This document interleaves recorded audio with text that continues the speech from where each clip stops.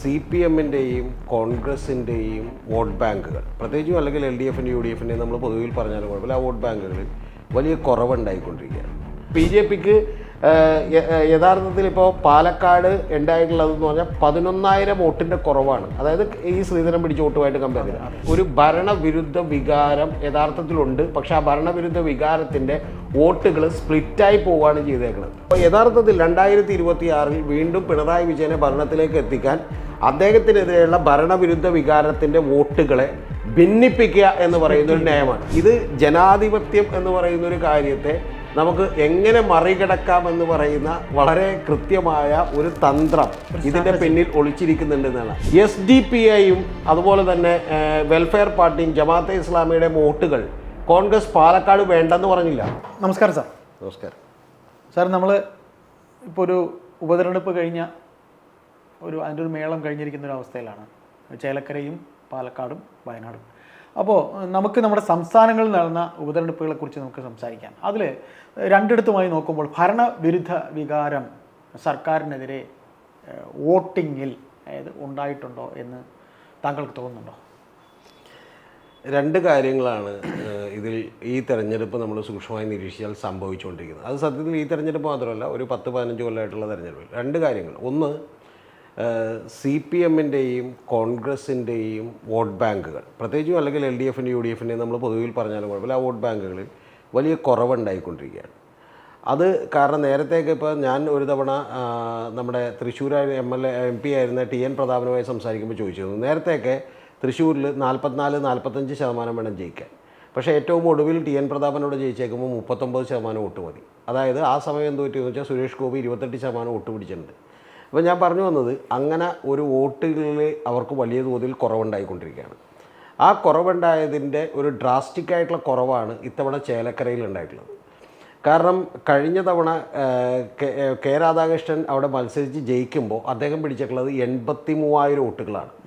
എന്ന് പറഞ്ഞാൽ 55% വോട്ടുകളാണ്. പകുതിയിലധികം എന്ന് പറഞ്ഞാൽ 50%. സാധാരണ 50%-ലേക്കും വോട്ടുകൾ ഇപ്പോൾ പിടിക്കേണ്ടി വരാറില്ല. കാരണം ഇതൊരു ത്രികോണ മത്സരമായതുകൊണ്ട് വോട്ടുകൾ ഭിന്നിച്ചു പോകുന്നുണ്ട്. പക്ഷേ വലിയ തോതിൽ LDF-ന് അവിടെ മേൽക്കൈ ഉണ്ടായിരുന്നു, 55%. അതിൻ്റെ കാര്യം ഞാൻ കഴിഞ്ഞ തവണ ഇവിടെ നിന്ന് തന്നെ ഈ പ്രവചനം നടത്തിയിരുന്നു. അതായത് എന്നോട് ആരൊക്കെ ജയിക്കാൻ സാധ്യതയുണ്ടെന്ന് ചോദിച്ചപ്പോൾ ഞാൻ പറഞ്ഞു, കെ രാധാകൃഷ്ണൻ പിടിക്കുന്ന വോട്ട് ഒരിക്കലും UR പ്രദീപ് പിടിക്കില്ല. കാരണം കെ രാധാകൃഷ്ണൻ മത്സരിച്ചപ്പോഴല്ല 55% വോട്ടും, UR പ്രദീപ് മത്സരിച്ചപ്പോൾ ഏതാണ്ട് 44% വോട്ടുമാണ് അവിടെ പിടിച്ചിട്ടുള്ളത്. അപ്പോൾ അത്തരത്തിൽ 83,000 വോട്ടുകളിൽ നിന്നാണ് ഇത്തവണ 60+ വോട്ടുകളിലേക്ക് ഈ പറയുന്ന ചുരുങ്ങിയിട്ടുള്ളത്. അപ്പോൾ അത്തരത്തിൽ ഏതാണ്ട് ഒരു 20-25,000 വോട്ടിൻ്റെ കുറവുകൾ അവിടെ LDF-ന് 2021 തെരഞ്ഞെടുപ്പുമായി ഉണ്ടായിട്ടുണ്ട്. അപ്പോൾ അത്തരത്തിലുള്ള തെരഞ്ഞെടുപ്പ് ഉണ്ടാകുമ്പോൾ സംഭവിക്കുന്ന എന്താ, BJPക്ക് അവിടെ 33,000 വോട്ടിലേക്ക് വന്നിട്ടുണ്ട്. അതായത് BJP ചേലക്കരയിൽ മാത്രം നമ്മൾ എടുത്തു നോക്കിയാൽ 2021 തെരഞ്ഞെടുപ്പുമായിട്ട് കമ്പയർ ചെയ്താൽ 9,000-ലധികം വോട്ടും 2000 ഈ ലോക്സഭയുമായിട്ട് കമ്പയർ ചെയ്താൽ പോലും 5,500 വോട്ടിൻ്റെ ഭൂരിപക്ഷമുണ്ട്. അപ്പോൾ അതുകൊണ്ട് തന്നെ ഇത്തരത്തിലുള്ളൊരു ഫ്ലക്ച്വേഷൻസ് അല്ലെങ്കിൽ വോട്ടിൻ്റെ ബേസിൽ തന്നെ വലിയ കുറവുണ്ടാകുന്നുണ്ട്. ഇത് യഥാർത്ഥത്തിൽ CPM-ന് മാത്രമല്ല കോൺഗ്രസിനും ഉണ്ടാകുന്നുണ്ട്. അപ്പോൾ അത്തരത്തിൽ ഈ രാഷ്ട്രീയ പാർട്ടികളുടെ വിശ്വാസ്യതയും ഒരു ലോയലായിട്ടുള്ള വോട്ടേഴ്സിൻ്റെ സംഖ്യയും ഇവർക്ക് കുറയുന്നു എന്നുള്ളതാണ്. കുറയുന്നു. ആ വോട്ടുകൾ ഇപ്പോൾ യഥാർത്ഥത്തിൽ ഇപ്പോൾ സുധീർ എന്ന് പറയുന്ന DMK-യുടെ സ്ഥാനാർത്ഥി അടക്കം ഞാൻ പറയുന്നത് മറ്റ് സ്ഥാനാർത്ഥികളിലേക്ക് കൂടി ഇത് പോയിട്ടുണ്ട്. അപ്പോൾ ഇത് മാത്രമല്ല ഞാൻ പറയണത് ഈ ഇപ്പോൾ ആം ആദ്മി പാർട്ടി ഇവിടെ വന്നപ്പോഴാണെങ്കിലും അല്ലെങ്കിൽ ഈ 2020 വന്നപ്പോഴാണെങ്കിലും 14% വോട്ട് പിടിച്ചു 2020 കേരളത്തിലെ 8 നിയോജക മണ്ഡലങ്ങളിൽ നിന്ന്. അതുപോലെ V4 കൊച്ചി ആണെങ്കിലും ഇത്തരത്തിൽ ആര് വന്നാലും ജനങ്ങൾക്കൊരു പ്രതീക്ഷയോടുകൂടി അവരൊറ്റു നോക്കുന്നുണ്ട്. അതിൻ്റെ അർത്ഥം ഒരൊറ്റ കാര്യമേ ഉള്ളൂ, ഈ രാഷ്ട്രീയ പാർട്ടികളിൽ ആളുകൾക്കുള്ള വിശ്വാസം നഷ്ടപ്പെട്ടിരിക്കുന്നു. ഇനി പാലക്കാടിലേക്ക് വരുമ്പോൾ നമ്മൾ എന്തുകൊണ്ട് കാണുന്നത് വെച്ചാൽ ഈ വിശ്വാസ്യത കുറവ് അല്ലെങ്കിൽ ഇത്തരത്തിലുള്ളൊരു ക്രെഡിബിലിറ്റിയുടെ ലോസ് അത് BJPക്ക് ഇപ്പോൾ കിട്ടാൻ തുടങ്ങിയിരിക്കുന്നു എന്നാണ്. എന്ന് പറഞ്ഞാൽ BJPക്ക് യഥാർത്ഥത്തിൽ ഇപ്പോൾ പാലക്കാട് ഉണ്ടായിട്ടുള്ളതെന്ന് പറഞ്ഞാൽ 11,000 വോട്ടിൻ്റെ കുറവാണ്. അതായത് ഈ ശ്രീധരൻ പിടിച്ച വോട്ടുമായിട്ട് കമ്പയർ ചെയ്താൽ അത് വലിയ കുഴപ്പമില്ല. കാരണം ഈ ശ്രീധരൻ പിടിച്ച ഒരു 10,000 വോട്ടുകൾ കൂടുതലാണ് വിചാരിക്കാം, വ്യക്തിപ്രഭാവം വേറെ ആയിരുന്നു ചെയ്യുന്നത്. പക്ഷേ BJP ഉറപ്പായും ലീഡ് ചെയ്യാമായിരുന്ന 9,000-ഓളം വരുന്ന വോട്ടുകൾ അവിടെ അവരുടെ നഗരസഭയ്ക്കുള്ളിൽ തന്നെ വലിയ തോതിൽ വിള്ളലുണ്ടാക്കിയിരിക്കുന്നു എന്നുള്ളതാണ്. അപ്പോൾ ഞാൻ അതിൻ്റെ സ്റ്റാറ്റിക്സിലേക്കൊന്നും പോകുന്നില്ല, കാരണം ഞാൻ മറ്റൊരു വീഡിയോയിൽ അത് പറഞ്ഞിട്ടുള്ളതുകൊണ്ട്. പക്ഷേ അറിയേണ്ട ഒരു പ്രധാനപ്പെട്ട കാര്യം, ഇത്തരത്തിൽ ഒരു ഭരണവിരുദ്ധ വികാരം യഥാർത്ഥത്തിലുണ്ട്. പക്ഷേ ആ ഭരണവിരുദ്ധ വികാരത്തിൻ്റെ വോട്ടുകൾ സ്പ്ലിറ്റായി പോവുകയാണ് ചെയ്തേക്കുന്നത്. ഇപ്പോൾ ഉദാഹരണത്തിന് 60,000 വോട്ടുകളാണ് ചേലക്കരയിൽ പിടിച്ചേക്കുന്നത്. പക്ഷേ 50,000-ലധികം വോട്ടുകൾ രമ്യ ഹരിദാസും 33,000 വോട്ടുകൾ ആരും പിടിച്ചിട്ടുണ്ട്. അപ്പോൾ ശരിക്കും പറഞ്ഞിട്ടുണ്ടെങ്കിൽ ഒരു 80-85 90,000 വോട്ടുകൾ, അതായത് 3,920 വോട്ടുകൾ PV അൻവറിന്റെ സുധീറും പിടിച്ചിട്ടുണ്ട്. അപ്പോൾ അതുകൊണ്ട് തന്നെ 90,000-ഓളം വോട്ടുകൾ. അപ്പോൾ 90,000-ഓളം വോട്ടുകൾ എന്ന് പറഞ്ഞിട്ടുണ്ടെങ്കിൽ യഥാർത്ഥത്തിൽ ഈ 60,000-ത്തെ കവച്ചു വെക്കുന്നൊരു കാര്യമാണ്.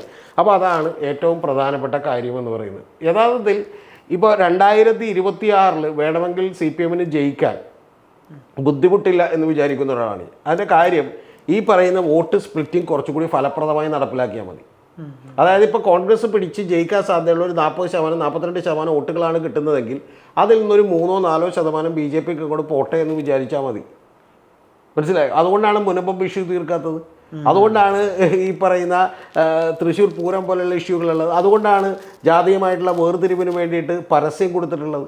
അപ്പോൾ യഥാർത്ഥത്തിൽ 2026 വീണ്ടും പിണറായി വിജയനെ ഭരണത്തിലേക്ക് എത്തിക്കാൻ അദ്ദേഹത്തിനെതിരെയുള്ള ഭരണവിരുദ്ധ വികാരത്തിൻ്റെ വോട്ടുകളെ ഭിന്നിപ്പിക്കുക എന്ന് പറയുന്ന ഒരു നയമാണ്. ഇത് നമ്മൾ കേൾക്കുമ്പോൾ വിചാരിക്കും ഇത് വേറെ അങ്ങ് സംഭവിക്കും. ഇത് ഒരുപാട് സ്ഥലം സംഭവിക്കുന്നുണ്ട്. ഇപ്പോൾ ഉദാഹരണത്തിന് കഴിഞ്ഞ തവണ ഹരിയാനയിൽ എന്തു സംഭവിച്ചു എന്ന് ചോദിച്ചാൽ, ഹരിയാനയിൽ ഓരോ സ്ഥലത്തെയും കൃത്യമായിട്ടുള്ള കണക്കെടുത്ത് ആ കണക്കിൽ അവിടെ ഏത് ജാതിക്കാരൻ ഏത് മതക്കാരൻ നിന്നാൽ വോട്ട് കിട്ടുമെന്ന് മനസ്സിലാക്കി അതിൽ വോട്ട് കിട്ടാൻ സാധ്യതയുള്ള ഒരു ഇൻഡിപെൻഡൻറ്റ് സ്വതന്ത്രനെ കണ്ടുപിടിച്ച് അവിടെ നിർത്തിക്കൊണ്ട് വോട്ട് സ്പ്ലിറ്റ് ചെയ്യുകയാണ് ചെയ്തിട്ടുള്ളത്. അസദുദ്ദീൻ ഒവൈസിയെ കൊണ്ടിട്ട് മുസ്ലിം വോട്ടുകൾ പലപ്പോഴും സ്പ്ലിറ്റ് ചെയ്യുകയാണ് വളരെ കൃത്യമായി ഉത്തർപ്രദേശിലടക്കം മറ്റ് പല സ്ഥലങ്ങളിലും BJP ചെയ്തിട്ടുള്ളത്. അപ്പോൾ അതുകൊണ്ട് ഇത് ജനാധിപത്യം എന്ന് പറയുന്ന ഒരു കാര്യത്തെ നമുക്ക് എങ്ങനെ മറികടക്കാമെന്ന് പറയുന്ന വളരെ കൃത്യമായ ഒരു തന്ത്രം ഇതിൻ്റെ പിന്നിൽ ഒളിച്ചിരിക്കുന്നുണ്ട് എന്നാണ്. അതുകൊണ്ട് ഇവിടെ വിരുദ്ധ വികാരമില്ല എന്നൊന്നും അടിസ്ഥാനമില്ല. പിന്നെ CPM പറഞ്ഞുകൊണ്ടിരിക്കുന്ന ഒരു ന്യായം കൂടി ഞാൻ നിങ്ങളോട് പറയാം. CPM പറയുന്നത് 5,170 വോട്ടുകളാണ് യഥാർത്ഥത്തിൽ കഴിഞ്ഞ ലോക്സഭയിൽ ചേലക്കരയിൽ ഭൂരിപക്ഷം ഉണ്ടായിരുന്നു. ടോട്ടൽ ഭൂരിപക്ഷം ഉണ്ടായി. അത് എന്ത് ചെയ്തു? 12,200 ഞങ്ങൾ വർദ്ധിപ്പിച്ചു എന്നാണ് പറയുന്നത്. ശരി, പക്ഷേ ഇതിലുള്ളൊരു കാര്യം എന്ന് പറഞ്ഞാൽ, എനിക്ക് നിങ്ങളോട് 200% വെറുപ്പുണ്ട്, അല്ലെങ്കിൽ 100% വെറുപ്പുണ്ട്. ആ വെറുപ്പ് ഞാൻ എന്ത് ചെയ്തു? 10% കുറച്ചിരിക്കുന്നു എന്നേ പറയാൻ പറ്റുള്ളൂ. അതായത് ഭരണവിരുദ്ധ വികാരം ഇല്ല എന്ന് നമുക്ക് എന്ത് ചെയ്യാൻ പറ്റില്ല, തീർച്ചയായിട്ടും പറയാൻ പറ്റില്ല. അങ്ങനെ ഭരണവിരുദ്ധ വികാരം ഇല്ലെന്ന് പറയണമായിരുന്നെങ്കിൽ നമ്മൾ 39,400 വോട്ടിലേക്കോ വേണ്ട, അല്ലെങ്കിൽ അദ്ദേഹം പിടിച്ച വോട്ടിന്റെ 10,000 വോട്ട് കുറച്ചെങ്കിലും പിടിക്കാൻ 25,000 വോട്ട് ലീഡാണ്. ഞാൻ പറഞ്ഞത് പോട്ടെ, 83,000 വോട്ടുകൾക്ക് 73,000 വോട്ടെങ്കിലും പിടിക്കാവുന്ന ലെവലിലേക്ക് എന്ത് ചെയ്യണം? അവിടെ എത്തണം. അത് ഒരു സ്ഥലത്തും എത്തുന്നില്ല. അപ്പോൾ അതുകൊണ്ട് ഇത് എല്ലാ രാഷ്ട്രീയ പാർട്ടികളും വളരെ ഗൗരവത്തിൽ ആലോചിക്കേണ്ടതാണ്. ഇനി അടുത്തൊരു കാര്യം ഞാൻ പറയാം. മറ്റൊരു കാര്യം, കെ മുരളീധരൻ പറഞ്ഞിട്ടുള്ളൊരു കാര്യമുണ്ട്. അതെന്താണെന്നറിയോ? ഈ വോട്ടിംഗ് പെർസെൻറ്റേജ് കുറയുന്നതിനെ രാഷ്ട്രീയ പാർട്ടികൾ ഗൗരവമായി കാണണമെന്നാണ്. ഈ നമ്മുടെ ചാനലുകളെല്ലാം വിചാരിക്കുന്നത് അവർ പറയുന്നത് കേട്ട് ജനങ്ങളങ്ങാട് ഭയങ്കര ആവേശത്തിലാവും. അങ്ങനെ ആവേശത്തിലാകണമെങ്കിൽ പാലക്കാടും അതുപോലെ തന്നെ ചേലക്കരയിലും വയനാടും ഒക്കെ വോട്ടിംഗ് പെർസെൻറ്റേജ് കൂടേണ്ടതാണ്. തീർച്ചയായിട്ടും അത് കൂടിയിട്ടില്ല. മനസ്സിലായോ? ഇത് വളരെ കൃത്യമായി നിഷ്പക്ഷമായി നമുക്ക് റീഡ് ചെയ്യാൻ പറ്റണം. ഞാൻ ഇതേ കസേരയിലിരുന്ന് നന്ദകുമാറിനോട് പറഞ്ഞതാണ് ഈ പറയുന്ന അവിടെ ഈസി ആയിട്ട് പാലക്കാട് ജയിക്കും എന്ന് പറഞ്ഞാണ്. ഞാൻ പറഞ്ഞതിൽ തെറ്റിപ്പോയത് ചേലക്കര മാത്രമാണ്. ചേലക്കരയിൽ 12,000 ഭൂരിപക്ഷം വരുമെന്ന് തോന്നി. പക്ഷേ അത് രമ്യക്ക് കിട്ടുമെന്നാണ് ഞാൻ വിചാരിച്ചത്. പക്ഷേ അത് കിട്ടാതിരുന്നതിൻ്റെ കാരണം ഈ ഭരണവിരുദ്ധ വികാരം കൊണ്ടുള്ള വോട്ട് സ്പ്ലിറ്റായി പല മറ്റു പാർട്ടികളിലേക്ക് പോയത് കൊണ്ടാണ്. മനസ്സിലായത്? സുധീറും അതുപോലെ തന്നെ BJPയും വോട്ട് 3,920 വോട്ടുകൾ പിടിച്ചു. മറ്റേ അല്ല. അപ്പോൾ അങ്ങനെ വോട്ടുകൾ സ്പ്ലിറ്റായി പോയത് കൊണ്ടാണ്. അല്ലെങ്കിൽ രമ്യ ഹരിദാസ് അവിടെ സിമ്പിളായിട്ട് ജയിച്ചത്. അല്ല സാർ, അപ്പോൾ രമ്യ ഹരിദാസിന്റെ സ്ഥാനാർത്ഥിത്വം ഒരു വിഷയമാണ്. അല്ല, രമ്യ ഹരിദാസിന്റെ സ്ഥാനാർത്ഥിത്വം വളരെ ഇപ്പം ഞാനിത് തെരഞ്ഞെടുപ്പിന് മുമ്പ് മനഃപൂർവ്വം പറയാതിരുന്നതിന് ഒരു കാര്യമുണ്ട്. ഒന്ന്, ഒരു ഹരിജൻ വിഭാഗത്തിൽ നിന്നുള്ളൊരു വനിത, വളരെ സാമ്പത്തിക സാധാരണ തലത്തിൽ നിന്നുള്ളൊരു വനിത, അവരൊരു തെരഞ്ഞെടുപ്പിൽ മത്സരിക്കുമ്പോൾ നമ്മൾ അവരെ വ്യക്തിപരമായി അധിക്ഷേപിക്കുന്ന ഒരു കാര്യം പറയരുതെന്ന് വിചാരിച്ചിട്ടാണ്. പക്ഷേ അവർ ഒരു കാരണവശാലും ഒരു അവിടെ ഒന്ന് മണ്ഡലത്തിൽ നിന്നുള്ള ഒരാളല്ല, രണ്ടാമത്തത് കോൺഗ്രസ്സിലെ അവിടുത്തെ നേതാക്കന്മാർക്ക് പോലും വലിയ തോതിൽ ഇവരുമായിട്ട് വിയോജിപ്പുണ്ടായിരുന്നു. അവരുമായിട്ടുള്ള ഒരു ഇക്വേഷൻ കറക്റ്റ് അല്ലായിരുന്നു. ഒരു തരത്തിലും അവരൊരു കോൺഗ്രസ് നേതാവല്ലല്ലോ, ഒരിക്കൽ തോറ്റൊരു സ്ഥാനാർത്ഥിയാണ്. പിന്നെ സത്യത്തിൽ അവരൊട്ടും എഫിഷ്യൻ്റ് ആയിട്ടുള്ള ഒരാളല്ല. എന്ന് പറഞ്ഞാൽ പാട്ടുപാടിയൊക്കെ തെരഞ്ഞെടുപ്പിന് നടക്കുന്നു, പാട്ട് പാടാൻ മിടുക്കുണ്ടെങ്കിലും അങ്ങനെയാണെങ്കിൽ നമുക്ക് യേശുദാസിനെ ഏൽപ്പിച്ചു വിടാൻ പാടില്ല. അല്ല, ഞങ്ങൾ ആലത്തൂർ പോയപ്പോൾ ഞങ്ങളിവിടെ പോയപ്പോൾ കണ്ടതാണ്, ഇവിടെ ചേലക്കര പോയപ്പോൾ കണ്ടതാണ്. അല്ല, ഇത്തവണ രാഷ്ട്രീയ പക്വത അല്ല, ഈ രമ്യ ഹരിദാസ് എന്ന് പറയുന്ന ഒരാള് ഏതെങ്കിലും ഒരു രാഷ്ട്രീയ വിഷയത്തിൽ വളരെ കൃത്യതയോടുകൂടി സംസാരിക്കുന്നത് നമ്മൾ കേട്ടിട്ടുണ്ട്. ഒരു വിമർശനം ഒന്നും സംസാരിച്ചിട്ടില്ല. ഉണ്ടോ? ഇല്ല. ഞാൻ പറയണത് അവർ ഏത് വിഭാഗത്തിൽ നിന്നാണ് വന്നേക്കുന്നത്? അവർ ഷെഡ്യൂൾഡ് കാസ്റ്റ് എന്ന് പറയുന്ന ഒരു വിഭാഗത്തിൽ നിന്ന് സംവരണ മണ്ഡലത്തിൽ ജയിച്ചിട്ടുള്ള ഒരാളാണ്. ഈ നാട്ടിൽ നടക്കുന്ന ഏതെങ്കിലും വിഷയങ്ങളെക്കുറിച്ച് അവർ വളരെ കൃത്യമായി പ്രതികരിച്ചു. പൊതുവേദിയിലും നമ്മൾ കേട്ടില്ല. അല്ല, ഞാൻ പറഞ്ഞ പൊതുവേദി എന്നുള്ളത് നാളെ ഓക്കെ, ഈ ഇപ്പൊ അമേരിക്കയുടെയോ അല്ലെങ്കിൽ ഇന്ത്യയുമായിട്ടുള്ള ഒരു പ്രശ്നമോ അല്ലെങ്കിൽ ഇപ്പൊ അദാനി അറസ്റ്റ് ചെയ്യപ്പെടുന്നതോ അവർ പ്രതികരിക്കണ്ട. ഞാൻ പറയുന്നത് ഇപ്പം മണിപ്പൂരിൽ കുക്കി ഗോത്രവർഗ്ഗക്കാർ ആക്രമിക്കപ്പെടുമ്പോൾ, അല്ലെങ്കിൽ ഈ ഇന്ത്യയിൽ നടക്കുന്ന നേരത്തെ പറഞ്ഞ ഷെഡ്യൂൾഡ് കാസ്റ്റ്, ഷെഡ്യൂൾഡ് ട്രൈബായിട്ടുള്ള ആളുകൾക്കെതിരെ നടക്കുന്ന അനീതികൾക്കെതിരെ, അല്ലെങ്കിൽ അത്തരത്തിലുള്ള എന്തെങ്കിലും പ്രശ്നങ്ങൾക്കെതിരെ, പോട്ടെ വാളയാറിലെ പെൺകുട്ടികൾ മരിച്ചതിനെതിരെ അതിൻ്റെ കേസ് കൃത്യമായി നടക്കാതിന് എന്തെങ്കിലും ഒരു കാര്യത്തിൽ അവർ പ്രതികരിക്കുന്നത് നമ്മൾ കണ്ടില്ല. ഒരു പ്രതികരണം ഇല്ല. അപ്പം അതുകൊണ്ട് ഇത് അവരൊരു പൊളിറ്റിക്കൽ കാൻഡിഡേറ്റ് അല്ല എന്നുള്ളതാണ് വാസ്തവം. മനസ്സിലായോ?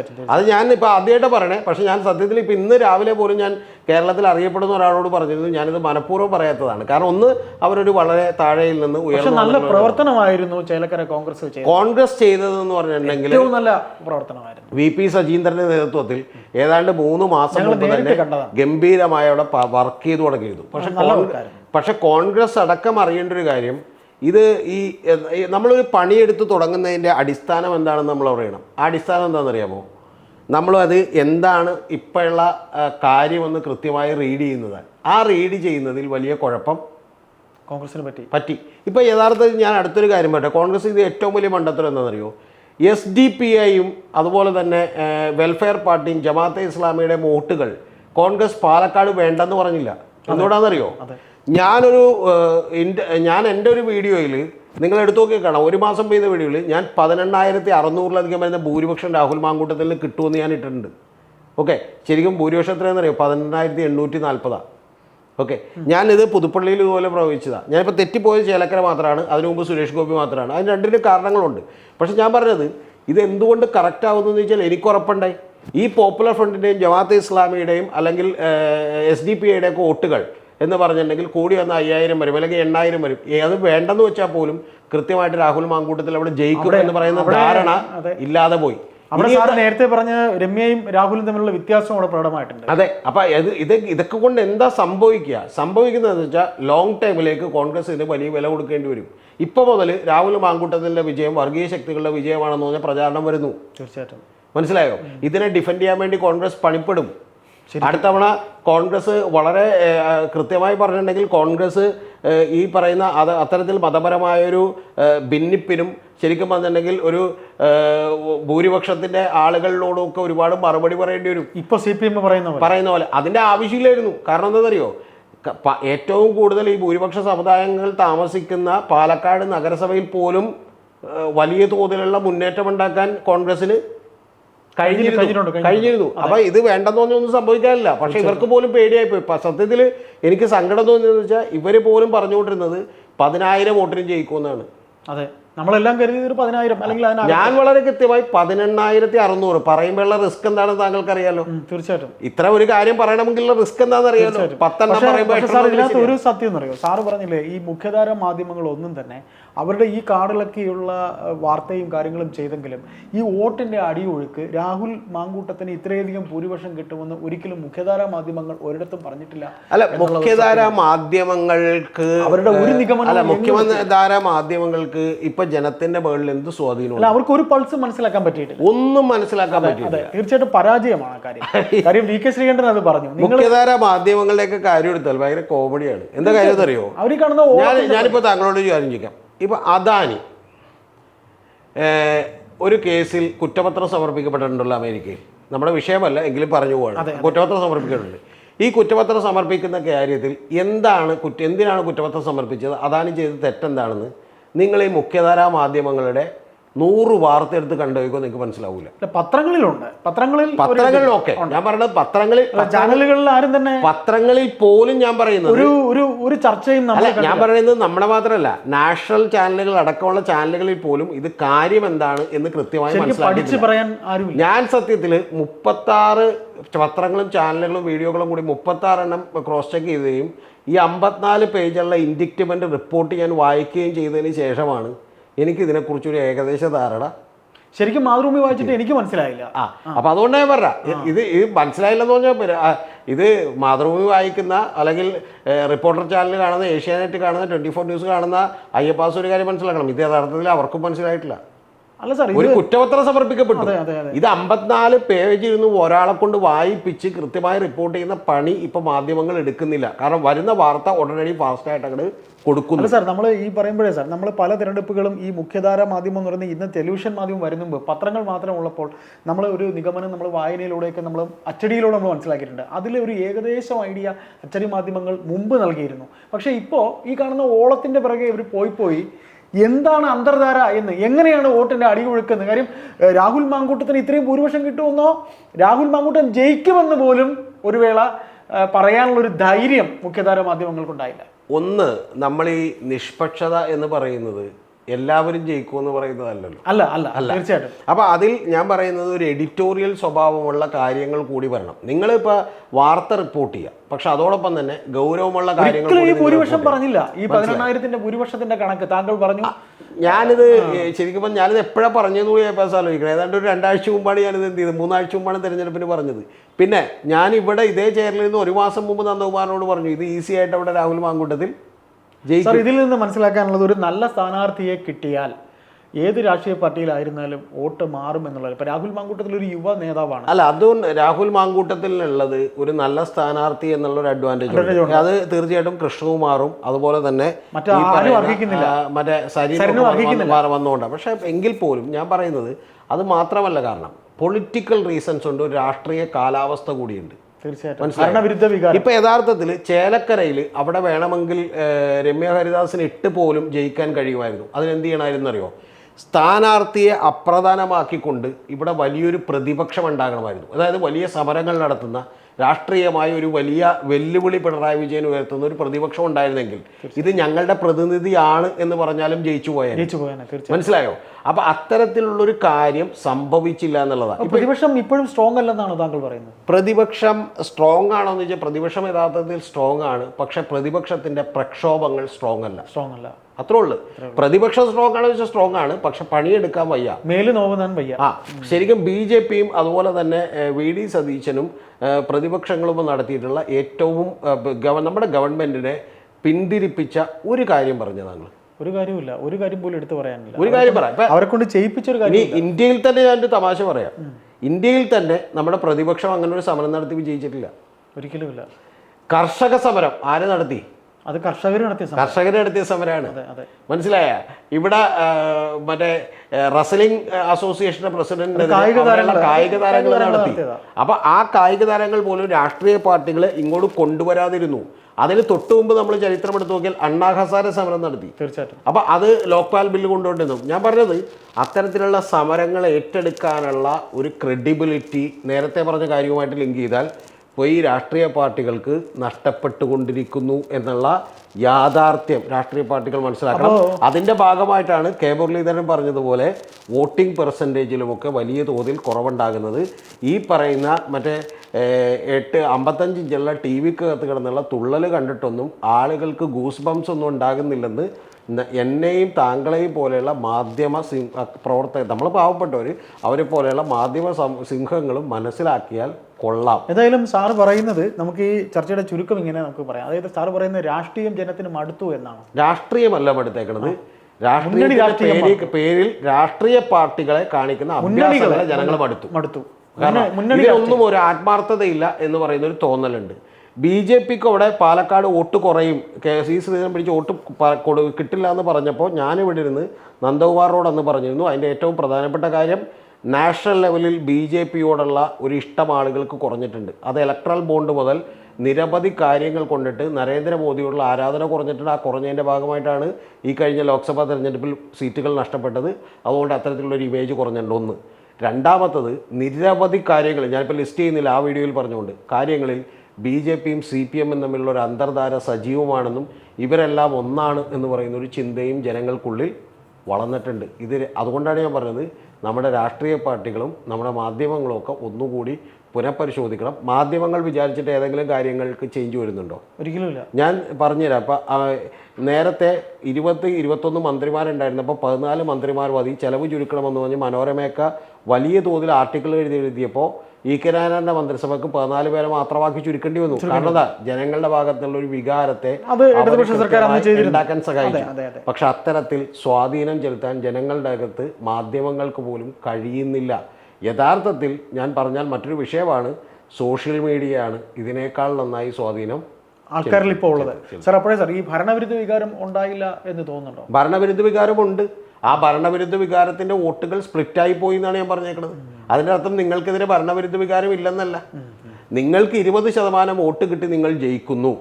നിങ്ങൾക്ക് 18%, വേറൊരാൾക്ക് 19%, വേറൊരാൾക്ക് 17%, വേറൊരാൾക്ക് 16% വോട്ടുകൾ കിട്ടുന്നു എന്ന് പറഞ്ഞാൽ അതിൻ്റെ അർത്ഥം നിങ്ങളുടെ എതിരാളികൾ ഭിന്നിച്ചു നിൽക്കുന്നത് കൊണ്ട് നിങ്ങൾ തൽക്കാലം രക്ഷപ്പെടുന്നു എന്ന് മാത്രമാണ്. മനസ്സിലായോ? വളരെ ലളിതമാണ് കാര്യം. പിന്നെ ഒരു കാര്യം കൂടി പറയാം, ഇത് ലോകത്തെവിടെയും ഇപ്പോൾ ബ്രിട്ടീഷുകാരടക്കം പരിശ്രമിച്ചിട്ടുള്ള ഇതാണ്. മുസ്ലിമും ഹിന്ദുവും തമ്മിലും ക്രിസ്ത്യൻ തമ്മിലും പാഴ്സികളും ബുദ്ധനും തമ്മിലും അതുപോലെ സിഖുകാരും ഒക്കെ തമ്മിലും ഒരു വിദ്വേഷമുണ്ടാക്കി ഞങ്ങളുടെ ക്രെഡിബിലിറ്റി പോയി. കുറച്ച് നാൾ എങ്ങനെ പിടിച്ചു നിൽക്കാമെന്ന് വിചാരിച്ചു. പക്ഷെ അധിക കാലം പിടിച്ചു നിൽക്കാൻ പറ്റൂല. ഏതായാലും നന്ദി, നമസ്കാരം.